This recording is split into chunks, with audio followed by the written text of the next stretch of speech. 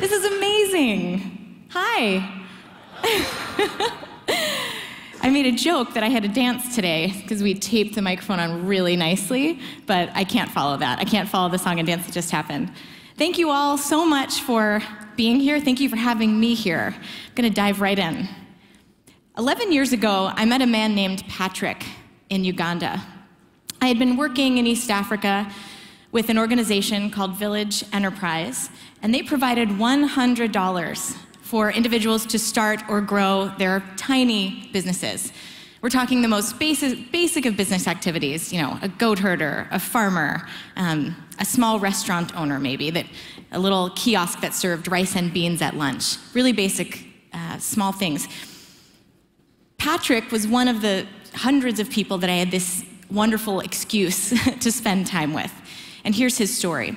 So several years earlier, he had fled the northern area of the country because a rebel group had attacked his village. He fled with his brother, and that's the only family that he didn't lose in that attack. They had the clothes on their back. They didn't even have shoes on their feet.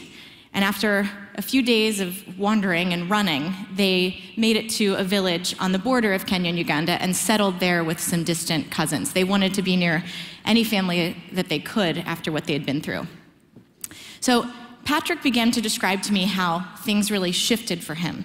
There was a moment as he started to sort of settle into his new life, kind of squatting with these distant family members, where he realized, you know, he looked at his life, he had so little. He was recently orphaned, young, uneducated, inexperienced, didn't have much of anything, but he knew that having nothing didn't mean becoming nothing.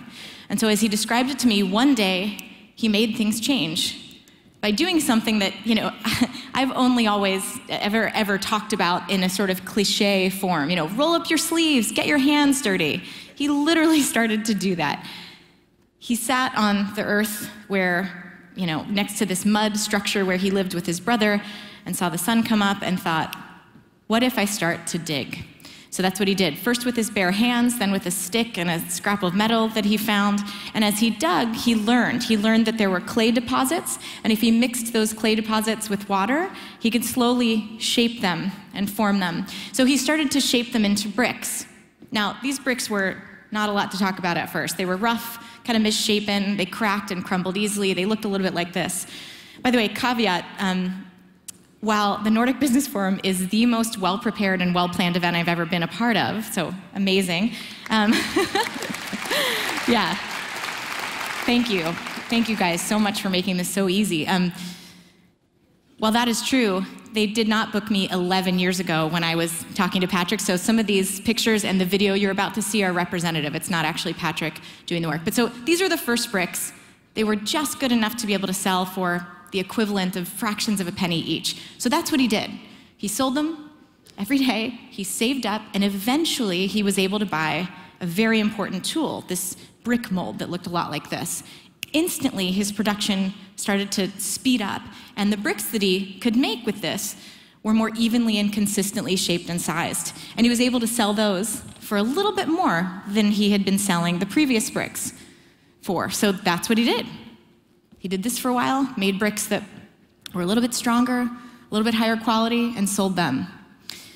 And he saved up, because while he dried his bricks in the sun, and that was fine, he knew that if he wanted to make even more, he had to get past this phase and step it up even more. So instead of just drying the bricks in the sun, he saved up, took a bicycle taxi into a nearby village, sort of apprenticed with a brickmaker there, and learned how to build a self-contained kiln where he could bake his bricks. So that's what he did. And guess what? Those bricks sold for even more. Well, you can see where this story will go. By the time I met him, just a few years later, he had changed everything for himself and for his brother. He had several employees, including his brother, and he had built, among other things, not only this amazing business, but an actual new home that looked a lot like this for himself and his brother with these bricks that he had pulled from the earth with his own two hands. So that's just one person that I met during this amazing 3.5 months in East Africa way back when, 11 years ago. And that's somebody else too whose story stays with me. Fatuma lived about 700 miles due south-ish of where I'd met Patrick in Uganda. She lived outside of Dodoma, Tanzania. And her story turned out a little bit differently. So, as I approached her home, which looked a lot like this, she was so excited to see me, and this was a firecracker. She had personality, she had spark, she kind of pulled me inside. There's no good picture that I could really show you of the inside of her house. I don't know how much experience any of you have in mud structures with thatched roofs like this, but some of them are actually spacious enough and well lit enough to feel kind of cozy. To be very clear here today, Fatuma's did not feel that way. Inside it was pretty bare. There were 2 chairs on one side of this small room, and on the other side there was a mattress. And this is where she lived with her children, with her family. This was it. But she pulled me in, was very proud to host me in her home, and then left to go make some tea in the kitchen hut and to come back in a few minutes. So as I was sitting there, my job was to ask these individuals that I met, did you get that $100? How was it? Did you use it? What for? How has your small business, your micro enterprise changed? Have things gotten better? How's the standard of living changed for you and for your family? So as I was preparing to ask those questions, something that I did each time, because often, as we all know, you can learn a lot by observing as opposed to just direct asking. So I started to look around, and I noticed that this was poverty for sure. There were not a lot of signs of any newfound wealth. So I assumed, before she walked back in with the tea, that her business was maybe not going so well, or maybe she'd lost the $100 in the first few weeks. It turns out, though, when she came back, she started to describe to me what I got really excited about. I thought was going to be this rags to riches story. She talked about using this $100 to grow her charcoal selling business, and she even pulled out one of the few things that was in this room. She even pulled out these little blue books, these little notebooks that she had kept her records on. Now, I didn't know blue books. Is this ringing any bells? But it gives me like a visceral stress reaction when I see them, because I remember many a pop quiz in middle school and high school, like writing in this blue books. Anyway, she pulls these things out, and with the stub of a pencil had been keeping records for months, years, about her charcoal business. And in fact, it was doing phenomenally well. And I grilled her on this stuff. I double-checked the numbers. I tried to, do a soft audit on her business while I sat there. And sure enough, she really was doing well. But her home was so sparse, so bare, and she herself was not the picture of wellness. She wore tattered clothing. Her shoes were kind of falling off her feet. They were just scraps of plastic. She didn't have most of her teeth. She was gaunt and thin and looked very weak. So what was going on here?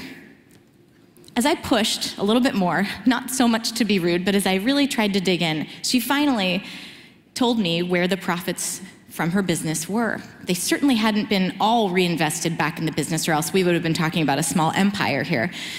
But instead, what she had done was this. She kind of looks around and stands up from her chair where we're sitting drinking tea and tiptoes to the other side of her little hut and says, okay, you know where my money is? And then she slams the ground and says, it's in the World Bank, and starts cracking up. She was making a joke, but her answer was actually really serious. She had literally buried the money in the earth floor next to the mattress where she slept. Now, I could do a whole talk just on Fatuma. There are a lot of caveats here. Saving money is good, for sure. I would never want somebody who's content with what they have to become discontent and bothered and always wanting for more. That's not good. I wouldn't want her to turn into some materialist consumer. There's so many reasons why, her answer could have been okay. However, to cut to the chase, there was something about the way she responded as I asked her, why? Why have you not improved your life more? There's so many things that you need: a mosquito net, a toothbrush, healthier food for your family. Why? Why haven't you done more? And she basically gave me this impression that she had stopped out of fear. She had so much more potential, so many more things she could have done for herself, for her family, for her community, but she had stopped at a certain point and started to just hide away all of these resources, these assets that she had that could have done more. So why? Why do some people, I've been obsessed with this question ever since, why do some people dig to build great things and other people dig to bury their treasures? to ask more generally, why do some people keep going and others choose to stop? And how do the best among us really see opportunity in places where many of us would overlook it? Why?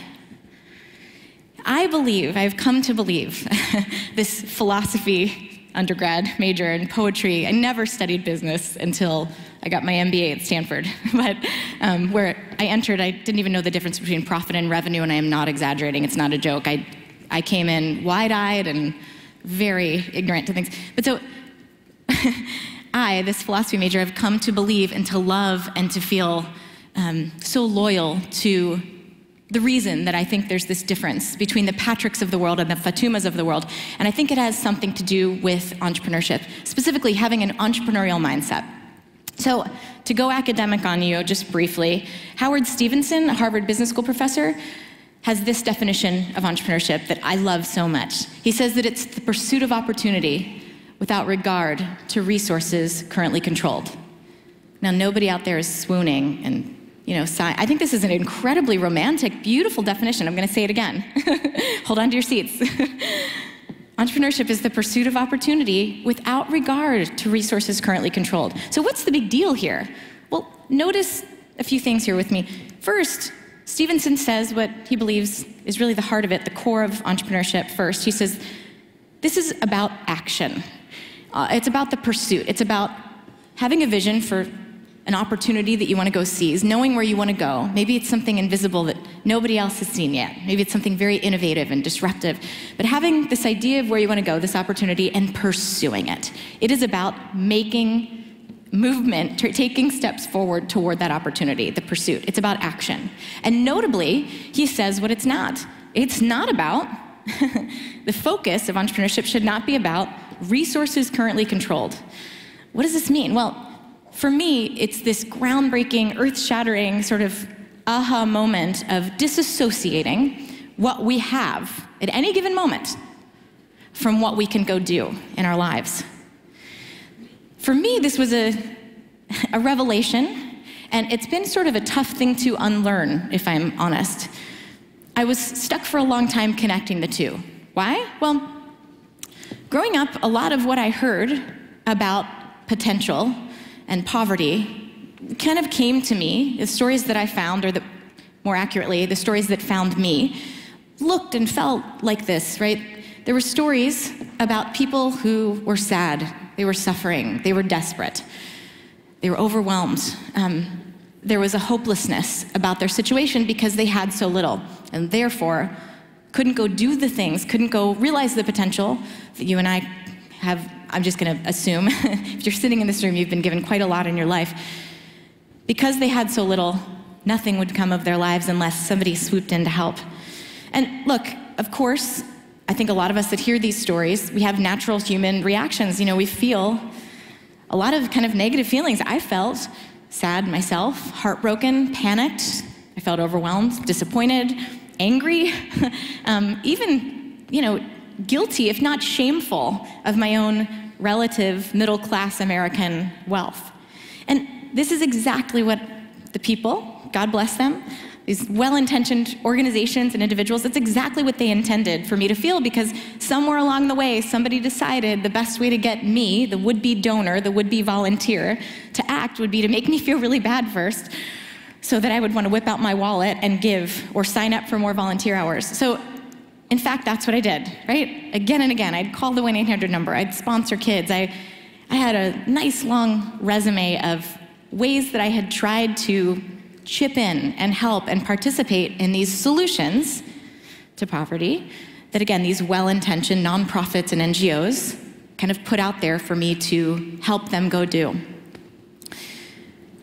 And, I felt all those feelings. After a while, I tried to just rationalize, what is enough? I whitewashed walls. I worked in a soup kitchen for a while. I even lived for a while during my first job out of undergrad. I went to a normal job during the day, but by night I lived in this home for teen moms and was the house mom. So I had to make sure everybody brushed their teeth and got to bed on time. It's like my life now as a mom. And then in the morning I would drop everyone off at daycare and school, high school, babies with babies, and then I would go to my regular job. Anyway, I did a lot of stuff, but the truth is, and when I would hear pitches like, hey, for the cost of a cup of coffee, you could save a child's life. I mean, come on, if you even believe that to be possibly true, what do you do, right? I would ask myself, what is enough? What should I do if I believe that to be true? Can I please keep drinking my coffee? I really like my coffee. Do I have to drink my coffee and give the same amount? Do I have to use the money I would have used for coffee to do something good? Do I have to give more than the cost of my coffee? I tried to rationalize what's enough, right? Because there was sort of an endless barrage of requests again and again and again. But here's what was happening inside. I started to tune out. I started to anticipate the stories. I thought I knew what the sad story of poverty was. I thought I knew the stories of these individuals, that made up that sort of other cloud of poor people out there in the world. And I started to tune out. I mean, look, it's a justifiable defense mechanism, right? If we became friends and I called you every day and all I said to you was the sad stuff in my life, you wouldn't want to pick up the phone every day, would you? So that's what I was doing, emotionally tuned out. There was a wall between me and the individuals that I so longed, desired to serve and to be helpful to. And this desire for an interaction, to be important to somebody else in the world, to do something useful, it had turned into a transaction. So this is the low point. Don't worry, I see a lot of serious faces. Things work out and it gets better. Ready? Here we go. So at my worst, this is how it felt. Throw my change in the jar and really buy my right to go on with the rest of my day and not feel terrible about myself. That's what I was doing. Yes, I wanted to help other people, but I wanted to feel better myself, at least temporarily, until the next request came along. Now, things changed when, after I graduated with my newly minted philosophy and poetry degrees, I moved to California on a whim because I was in love with a boy. By the way, this is not prescriptive. Anyone here who's in college, maybe not the best career decision at that point in time for me, but it worked, and I will cheer you on no matter what you choose. So I moved, much to my parents' dismay, to California to who knows what, and I begged my way into my first job at the Stanford Graduate School of Business as a temporary administrative assistant in the business school, like I said. Now, a little side note, because I'd never taken a business course, I didn't really understand what business was. I thought it was about making money and taking from the world, and I wanted to be a giver. So I was actually fearful for my soul in the business school. It turns out, though, that it was fine. I changed my tune, and after a few days, a few weeks, I realized maybe I had found my people, because not only was I in the business school, I was in the Center for Social Innovation at Stanford Business School. And every day, people were walking through those doors, trying to think about how to use business skills and entrepreneurial thinking to solve social problems. It was mind-blowing. And every day, I tried to kind of be a sponge. I crashed classes, I sat in the back of lectures, I even went to professors' office hours. And I told them, I'm not a student, but if you don't have anyone else to see, can you talk to me about pricing? I don't get it. So it was a wonderful community for me. And for 3 years, I stuck around until one day after work, there was this guy. This was the fall of '03. And this guy, Dr. Muhammad Yunus, was coming to campus. I had never heard of him. I had never heard of this thing that he did, microfinance. I had no idea, but I thought, why not? I'll sit in the back. If it's boring, I can leave early. And that's what I did. So I crashed this lecture. Now, in '03, it was 3 years before Dr. Yunus and his Grameen Bank would win the Nobel Prize for pioneering modern microfinance. But to me, he was just a nice guy who told a very accessible story about his journey. He talked about how, for a long time, he worked as a university professor at the University of Chittagong in Bangladesh, but then one day sort of, and this is my summarized, paraphrased version, but one day sort of sits down with poor women in a village nearby and asks them directly, forget all the microeconomic theories, he just asks them, why are you poor? What's your life like? And he listens. And he hears how they are stuck in this cycle where they wake up every day with nothing. They need to borrow money from a local money lender who charges, and I'm not misspeaking, I'm not that jet lagged, but 300, 3,000% interest, crazy interest rates, to lend them a few dollars every day so that they can buy materials to weave their baskets. That's what they did. They would make beautiful products, sell the baskets at a profit, make money, but then owe everything, if not more, back to the moneylender. So Dr. Yunus heard this and thought, what we now look back at as a sort of common sense thing to do, but it was revolutionary at the time. He says, well, what if you had access to a loan of a few bucks, not at those interest rates? What would happen? And he more or less, again, this is my super fast-forwarded version of like his life story, but he more or less reaches into his pocket, lends a little over $20 to this whole village, and the rest is kind of magical to me, microfinance history, where this tiny loan at the right moment in time, this fair loan, access to fair capital, changed the trajectory of these individuals' lives. And of course, they repaid fair and square. They start to lift themselves slowly out of poverty. And so based on these series of experiments, he starts the Grameen Bank. So listen, I'm there. Let's get to, fall of '03. I'm sitting there hearing him in this tiny lecture room, hearing him share about his experience, and the adrenaline's going, right? I'm just wide-eyed, so excited, so inspired. Because first, wow, didn't know microfinance or microlending existed. Sounded pretty awesome. Secondly, he talked about his story, like I said, in a very accessible way. And I thought, perhaps naively, maybe even I, this philosophy major, can start my great work in the world by sitting down with people that I want to help and listening really carefully. That's what I thought. And three, he talked about the poor in a way that didn't make me feel like total crap. He was talking about people who had economic need, but he wasn't trying to make me feel bad. He was just describing their lives matter-of-factly. He talked about people who were smart and strong and hardworking, and by the way, doing everything right. They just didn't have access to fair capital. And it was so game-changing for me. It changed not just how I was thinking, but how I felt, that I quit that job at Stanford. Again, not prescriptive, but a lot of moments in my story, my parents were very worried, but it's fine. But I quit my job at Stanford and I begged, this is another theme of mine, I begged my way into another job, an unpaid internship in East Africa with Village Enterprise. And that's where I got to meet people like Patrick and people like Fatuma and hundreds of others. And I'll tell you what, their stories weren't just sad stories. There was another side. There was this side of working hard and having success and lifting themselves to a better place. So I met people who were smiling, not just frowning, like they'd always been in those, brochures and stuff and the infomercials. I met people who had skills. They had skills and creativity and were making beautiful things.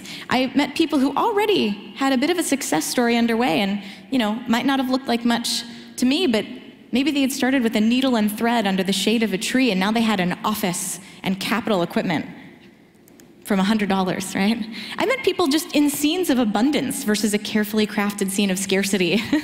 And I met people not begging for a handout, but often offering me something. If anything, they were just interested in doing more of what they were doing on their own terms, working on their own to bootstrap, to lift themselves out of poverty. So they wanted a loan. Now, very naively, I didn't really know of any organizations. I mean, there were dozens and dozens. I didn't know of any organizations at that time, the spring of '04, that could help the particular individuals that I was meeting. And so I started to ask some really basic questions. And I'll note here, there are a lot of wonderful things written about KIVA over the years, the nonprofit that we ended up starting based on this experiment that I'm about to describe to you. But a lot of the things that are written say, they make it sound quite fancy. Like, as Jessica, studied these entrepreneurs in East Africa, she had this idea for the world's first peer-to-peer micro-lending platform. No. This is what happened. I met these awesome new friends and started to ask really basic questions. What if we stayed in touch?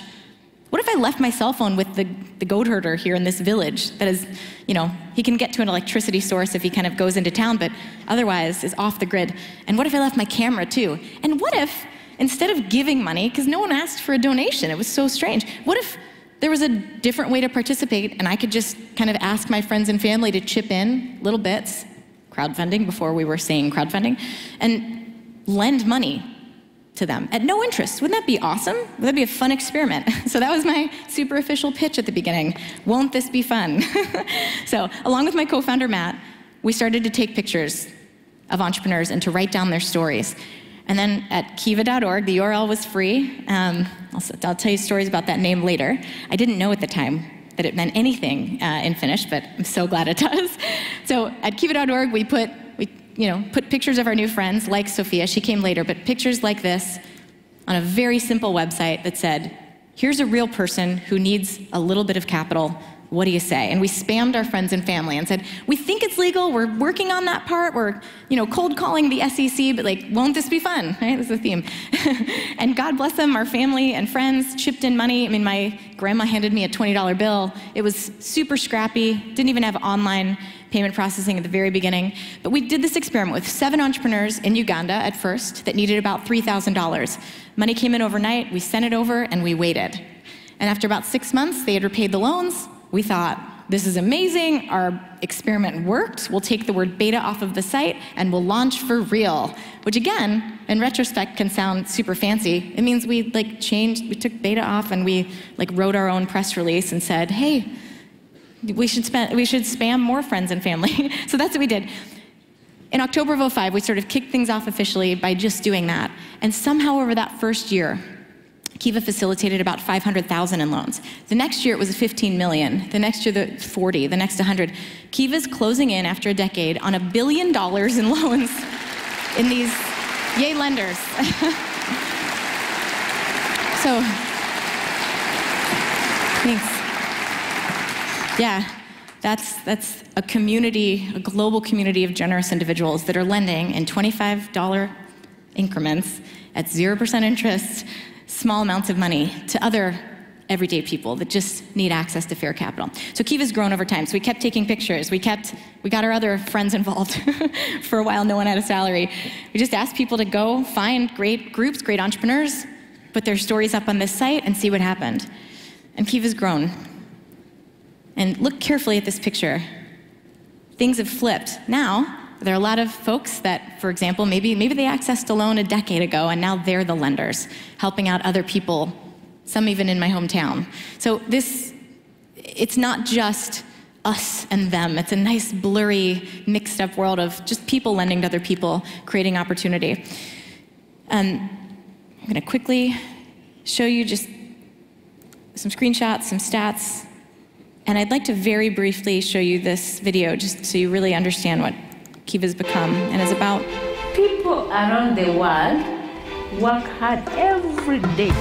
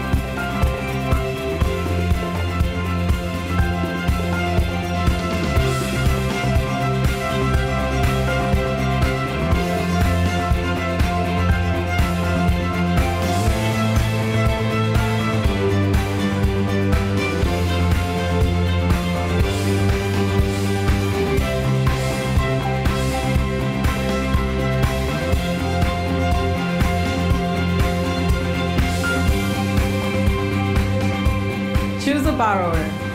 Magpahiram. Recibe su dinero. Liquid.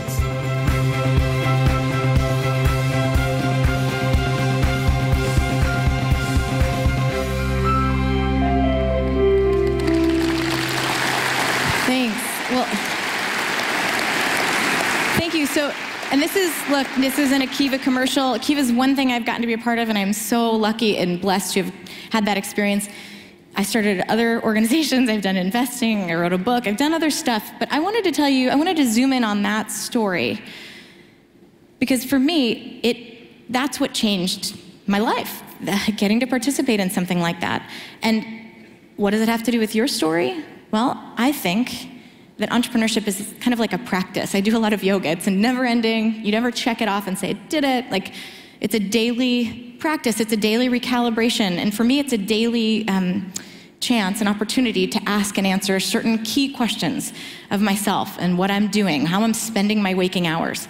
And so as we head to the close of this part of the talk, I wanted to walk through three questions that I ask myself a lot. And I won't be so presumptuous to think that none of you have asked these things of yourself before, but here are my three little reminders as we close. So think back to that definition that I'm obsessed with, right? The pursuit of opportunity without regard to resources currently controlled. So I ask myself a lot, what am I pursuing and why, right? How do I get there? What's next? What's the next step? And what does it mean? A lot of the words in that definition are used on that second part. Don't, disregard certain things. What does that look like? So first, what are you pursuing? What's the opportunity that you are most excited about? What do you believe must be created or must be built? I'm not talking necessarily about going off and starting an actual organization. What's the project? What's the idea? What's the message? What is it that you're most excited about pursuing that you kind of have in your sights, that's out there in the distance that you need to march toward every day? As you think about that, as I think about that, strangely, I've found that almost as important is asking myself this question: what am I not doing? Who am I? What is my mission? What's my purpose? But what am I saying no to, right? This is a common message, but I want to break it down a little bit. So, for example, with KIVA, we wanted to do this 0% loan thing. We got a lot of negative feedback at the beginning. The nonprofit folks had issues. They said, well, this isn't a tax-deductible donation, so who's going to do that? And the for-profit folks said, this is like the worst investment ever. You're guaranteed you're going to get nothing. And even if it might not even come back. Repayment rates are almost 99%, so it's fine. But it didn't fit into any box. But we really wanted to do this thing and just try. And part of that was to create a relationship between the otherwise would-be donor and beneficiary, that strange relationship that is perpetuated. It's not bad in certain circumstances, for sure, but what would happen if there was more of a partnership, more of an equality sort of relationship built between people that otherwise would never meet, would never interact in the world? What would that do to our own thinking, to our own understanding of poverty and potential, and to that other person's understanding of who they could be in the world? So that's what we're focused on. The mission of KIVA has been, and hopefully will be for a long time, to connect people through lending to alleviate poverty. And so that's what we've decided, what KIVA has decided to sort of go be and go do in the world and to focus on. We've had to say no a lot to great opportunities. So for example, a few years in, actually almost exactly 2 years in, we had we had this really weird, fun opportunity to be on Oprah with President Clinton. I hadn't known television for a decade, so I was like, who's this Oprah? It's interesting. But we were on the show, and of course the site crashed for a week, and we got all sorts of interesting phone calls in the following weeks. One of them was from this gentleman, and God, I don't know him, I should be nice, but he just seemed like a guy where, here, I'll use both my hands. He just, if you met him at a conference like this, I feel like he would have been a guy that would have been like, hey, just this kind of slick, hey, and then he would say hello and look over my shoulder for someone cooler to talk to. I just felt like he was this kind of guy. But I don't know.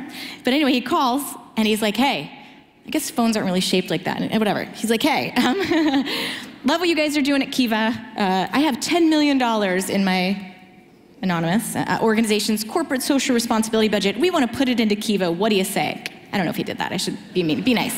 And I said, oh, hi, thanks. What do you mean? Do you mean you want to divide this $10 million up and give it to your staff and your clients and give them gift certificates, give them $25 or $50 to come to the site and to lend, read someone else's story, find somebody that resonates with them, and then have this experience over time of getting paid back, and is that what you want? Because that's what we do, man. And he basically said, no. We have a lot of other great corporate partnership opportunities today, blah, blah, but at the time, had we taken that money? And I said, no, thank you, on that same phone call, and gave him a lot of other great recommendations that might be a better match for him with his pile of money. And by the way, KIVA had only facilitated $10 million. I remember we answered the question on Oprah, so I remember that's all we had even done in our whole existence, and here was another $10 million. But I said no to that, because had we taken that money, it would have clogged up the pipeline. It would have taken opportunities away from individuals who were coming to the site anyway with their $25 or $50. To have that experience. And that's what KIVA was about, connecting people, changing the way maybe we think about each other. So knowing who you are, knowing what you want to pursue, and knowing what you're okay saying no to, I have found kind of go hand in hand. So you can say yes or no to objectively good opportunities that come along. So what are you pursuing and what are you not pursuing? Second question, how do you move forward? Well, look, whenever I get stuck and I don't know what to do next, and I think, a lot of entrepreneurial life is waking up every day and saying, okay, now what? Now what? Where am I going? What do I need to do? I always come back to focusing on the person that I want to serve and trying to dig a little deeper with them, trying to really understand who they are and what they need, and is what I'm doing helping them at all? And I think the times when I have found there is the greatest opportunity for kind of a breakthrough, a new insight that can change how things are going, is when you hear the stuff that's hard to hear, the stuff that's threatening to maybe the way things have been done, or surprising, or just throws you off, the stuff that's even just difficult to understand. But those are the moments when I think you gotta double down and really figure out how to put yourself as much as you can in someone else's shoes, even if it's threatening, even if it makes you feel like, oh my gosh, have I been doing this wrong? To tell you a quick story about this, I met a woman named Innocent in Tanzania right around the time I met Patrick and the others.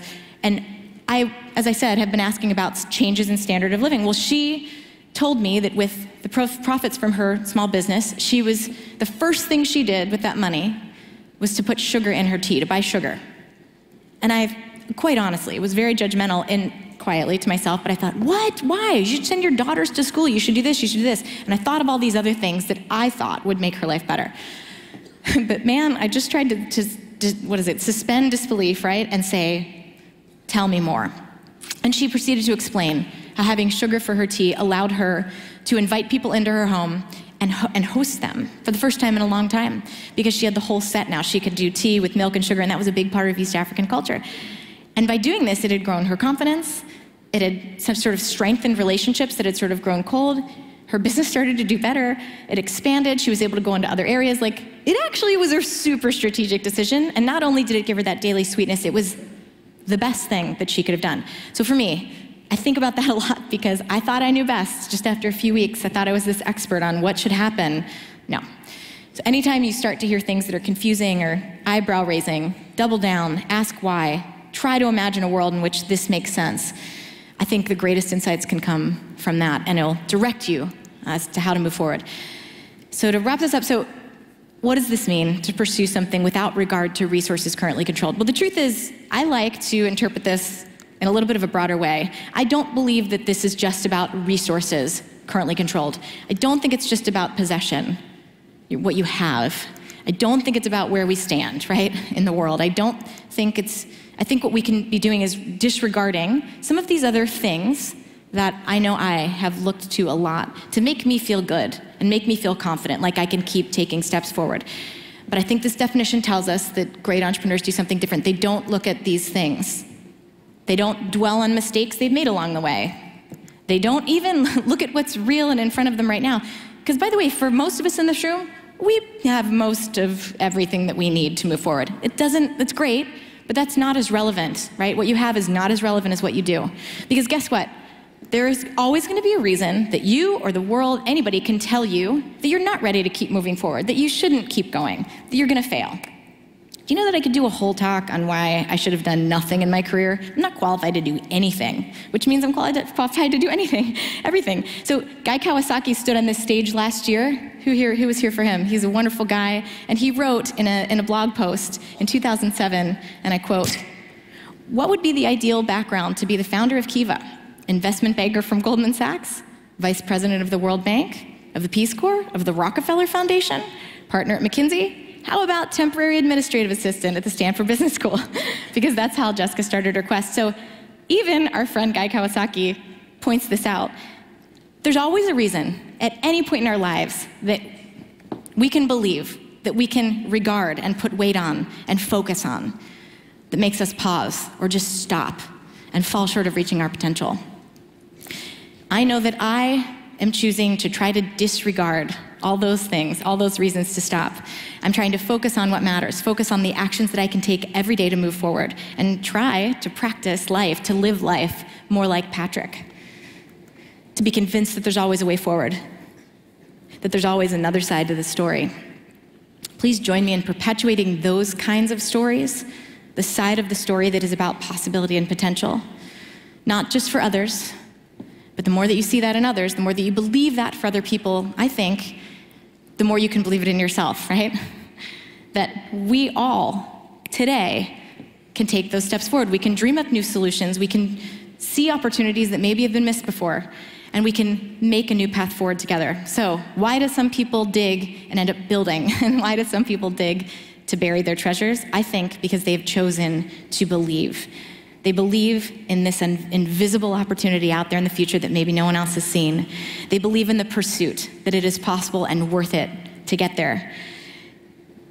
They've chosen to believe in a life that is lived entrepreneurially in the world around them, and others, and in themselves. So, my friends, the world needs us all to dig and to build.